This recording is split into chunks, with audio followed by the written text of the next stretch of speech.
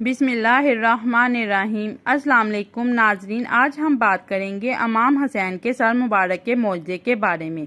اس سے پہلے آپ سب سے گزارش ہے کہ ویڈیو محنت سے بنتی ہے، پلیز ہمارے چینل کو سبسکرائب کریں۔ ہم آپ کے لیے ایسی ہی اسلامی معلومات والی ویڈیو لاتے رہیں گے۔ شکریہ ناظرین، حضرت امام حسن اور حسین کے مرتبے سے کون واقف نہیں؟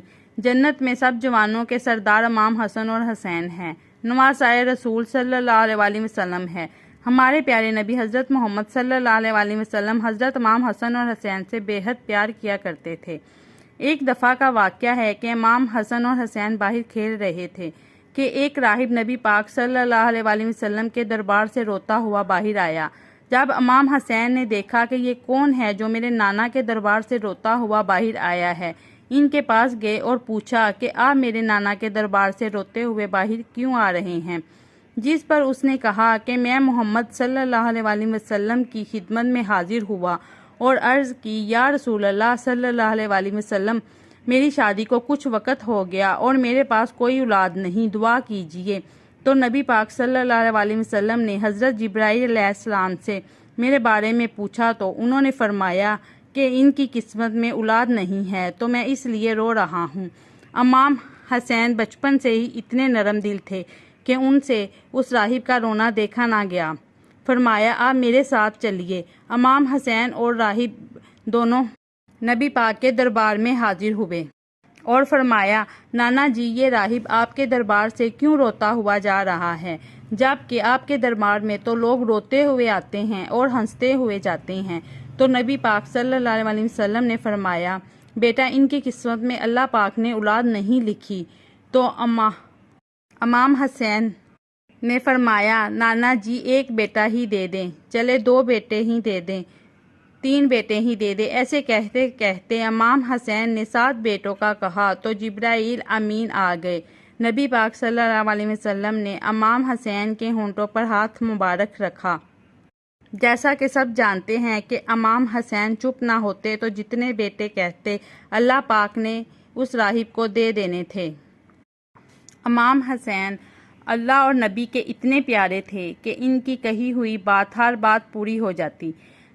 جبرائیل امین نے فرمایا، اے اللہ کے محبوب، اس راہب کی قسمت میں 7 بیٹے لکھ دیے گئے ہیں۔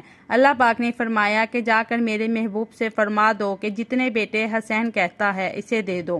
جب راہب نے یہ بات سنی تو بہت خوش ہوا اور امام حسین سے کہا کہ آپ کبھی میرے پاس بھی آئیں۔ تو امام حسین نے فرمایا کہ میں آپ کے پاس آؤں گا تو آپ مجھے نہیں پہچانیں گے۔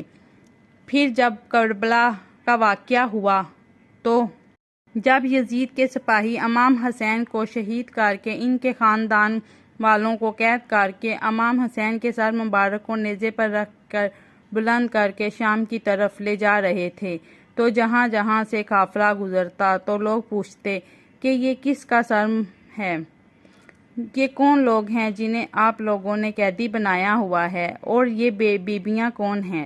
جس کو بھی معلوم ہوتا کہ یہ رسول صلی اللہ علیہ وسلم کا خاندان ہے تو ہر کوئی دل ہی دل میں ان پر لعنت کرتا۔ چلتے چلتے جب یہ قافلہ ایک جگہ آرام کے لیے رکا تو وہاں ایک راہب نے جب یہ قافلہ دیکھا تو وہ پاس گیا اور پوچھا کہ یہ کون لوگ ہیں جنہیں آپ نے قیدی بنایا ہوا ہے، اور یہ سر کس کا ہے جسے آپ نے بلند کیا ہوا ہے، اور یہ بیبیاں کون ہیں؟ جب انہوں نے بتایا کہ یہ رسول اللہ صلی اللہ علیہ وسلم کا خاندان ہے تو راہب بولا، تم لوگ کتنے بدبخت ہو، اپنے ہی نبی صلی اللہ علیہ وسلم کے خاندان کو شہید کر دیا اور قیدی بنایا۔ جب اس نے دیکھا کہ جو سر مبارک نیزے پر رکھا ہوا ہے نورانی چہرہ مبارک ہے جس پر آسمان سے فرشتے آ کر جھک کر سلام کر رہے ہیں، اور وہ سر قرآن کی تلاوت کر رہا ہے، تو اس نے اس سر مبارک کا پوچھا کہ یہ سر مبارک کس کا ہے؟ تو انہوں نے کہا کہ یہ سر حسین کا ہے جس کی ماں کا نام فاطمہ ہے اور نانا رسول خدا ہے۔ تو وہ رو کر شمر سے کہنے لگا کہ یہ سر مبارک مجھے ایک رات کے لیے دے دو۔ شمر نے کہا، یہ قافلہ شام جا کر رکنا ہے، وہاں جا کر ہمیں یزید سے بہت بڑا انعام ملنا ہے۔ تو راہب نے کہا کہ میرے پاس 10,000 درہم ہے، مجھ سے لے لو اور مجھے ایک رات کے لیے یہ سر مبارک دے دو۔ انہوں نے آپس میں صلاح مشورہ کرنے کے بعد امام حسین کا سر مبارک صندوق میں رکھ کر راہب کو دے دیا۔ راہب حضرت امام حسین کا سر مبارک لے کر اپنے گھر آ گیا اور ایک پتھر پر سر مبارک رکھا اور زاروں قطار رونے لگا۔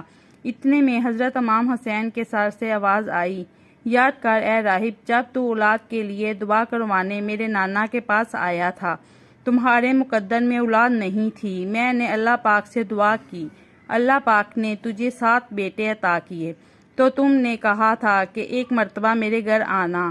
اے راہب، آج میں تیرے گھر آ ہی گیا۔ بس جیسے ہی راہب نے امام حسین کے سر مبارک سے یہ آواز سنی تو زور زور سے رونے لگا اور کہنے لگا، اے میرے آقا حسین، مجھے معاف کیجیے گا، اگر مجھے معلوم ہوتا تو میں بھی آپ کے قدموں پہ قربان ہو جاتا۔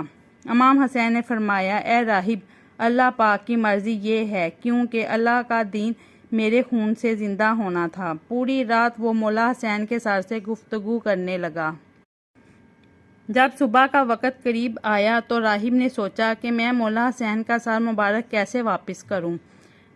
تاریخ نے لکھا ہے کہ وہ جو 7 بیٹے امام حسین کی دعا سے ملے تھے، ان میں سے ایک بیٹے کا سر قلم کر کے شمر کے پاس لے جاتا ہے۔ شمر نے جیسے ہی سر کھول کر دیکھا تو کہنے لگا، یہ حسین کا سر نہیں ہے، ہم نے جو سر تمہیں دیا ہے ہمیں وہی واپس کرو۔ وہ دوبارہ گھر آیا اور اپنے دوسرے بیٹے کا سر قلم کر کے لے گیا۔ شمر نے دیکھا تو اس نے کہا، یہ حسین کا سر نہیں۔ راہب نے امام حسین کے عشق میں اپنے 7 بیٹوں کا سر قلم کر دیا۔ راہب جب آخری بیٹے کا سر شمر کے پاس لے کر گیا تو شمر نے کہا کہ اے راہب، یہ بھی امام حسین کا سر نہیں ہے، تو وعدہ خلافی کر رہا ہے، اگر تو نے ہمیں امام حسین کا سر نہیں دیا تو ہم تیرے پورے خاندان کو قتل کر دیں گے۔ راہب جیسے ہی واپس اپنے گھر پہنچا تو حضرت امام حسین کے سر مبارک سے آواز آئی، اے راہب، اپنے سارے بیٹوں کے سر ان کے جسم پر رکھ دو، اللہ پاک کے کرم سے تمہارے سارے بیٹے زندہ ہو جائیں گے، اور میرے سر کو اٹھا کر فوجی یزید کے حوالے کر دو کہ یہ اللہ کی مرضی ہے، ہمیں شام تک پہنچنا ہے اور ہر گلی ایک بازار سے گزرتے ہوئے اسلام کی تبلیغ کرنی ہے۔ تو بس راہب نے اپنے بیٹوں کے سر ان کے جسم پر رکھے اور اللہ پاک کے کرم سے وہ سارے کے سارے بیٹے زندہ ہو گئے۔ سبحان اللہ۔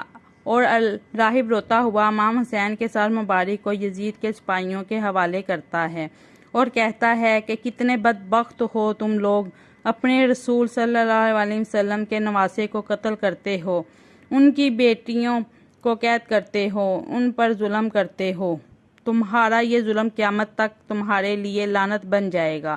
آج بھی اس پتھر مبارک سے محرم کے مہینے میں خون نکلتا ہے جس پر امام حسین کا سر مبارک رکھا گیا، کیونکہ شہید کبھی مرتا نہیں۔